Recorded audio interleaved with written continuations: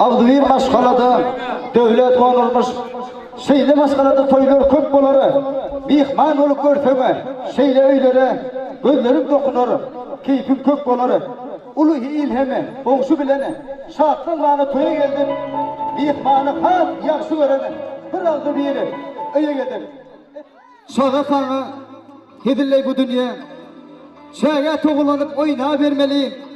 Ovan içinden geçen tuğlu yavi. Eşik ruh eşikti de boyla vermeli. 18 yaşta hadım hedilley bu dünya. Yılları birbirinden tapla vermeli. İyiliğine geçen tüyücü günlerimi birbirinin iyiliğine tepla vermeli. 30 yaşta hadım hedilley bu dünya. Aladılar arkana yükle vermeli. Alıdar söydegar yan alga baryan sana. Şeydip aladılı alga vermeli. 50 yaşta hadım hedilley bu dünya. Geçen günler yatla fayra vermeli.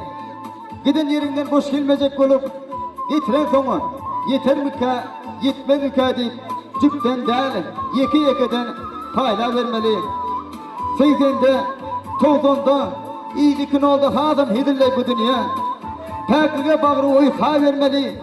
Öğüt ündü veren olup yaş yelenlere şir iş görtene. Önkü ödeden işin yadına düşüp parmacıklan bilen yere oyha vermeli. Asıl sallancaktan en son demeçeni günleri birbirine tapla vermeli.